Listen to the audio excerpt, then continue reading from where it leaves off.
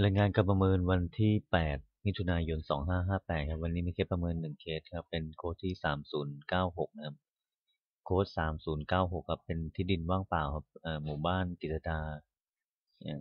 25นะครับซอยประชาร่วมใจ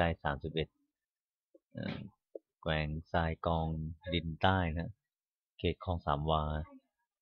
สัดส่วนนี้ครับเป็นที่ดินว่างเปล่าเนื้อที่2 งานครับส่วนแปลงเปรียบเทียบจะเป็นที่ดินว่างเปล่าในละแวกใกล้เคียงกัน5 แปลงครับอันนี้เป็นแผนที่นะครับโครงการอยู่ตรงจุดนี้นะครับ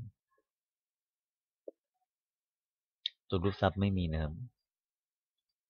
แปลงเปรียบเทียบ B ครับแปลงแรกเนื้อที่3 งาน58 ตารางวาครับราคาเสนอขาย3,938,000ครับแปลงเปรียบเทียบ C ครับไปในเนื้อที่368 ตารางวาครับราคาเสนอขายตารางวาละ17,000ครับแปลงเปรียบเทียบ D ครับไปในเนื้อที่352 ตารางวาครับราคาเสนอขาย1,910,000ครับ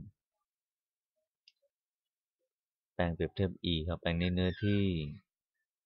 445 ตารางวาครับราคาเสนอขายตารางวาละ15,000 บาทครับแปลงเปรียบเทียบ F แปลงนี้เนื้อที่363 ตารางวาครับราคาเสนอขายตารางวาละ7,000ครับจากตารางครับราคาเฉลี่ยจะเริ่มจากตารางวาละ5,000 7,00011,000 ครับตรงนี้ผมให้อยู่ที่ตารางวาละ10,000ครับรวมราคาที่ดินอยู่ที่2 ล้านบาทนะครับส่วนยอดวง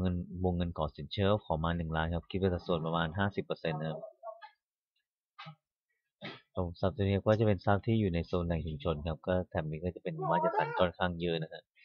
แล้วก็จะมีพื้นโดยแล้วก็มีพื้นที่เกษตรกรรมเป็นบางส่วนครับก็ถือว่าเป็นทำเลที่สวยนะครับส่วนเรื่องของตัววงเงินก่อสินเชื่อ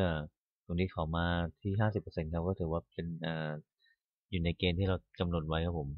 การทรัพย์ตัวนี้ดูรวมแล้วก็เป็นทรัพย์ที่น่าสนใจครับผมอยู่ในทำเลที่ดีครับแล้ววงเงินก่อสินเชื่อก็ขอมาตามเกณฑ์ครับผมก็ดูแล้วก็ตัวนี้ก็น่ารับไว้ครับผม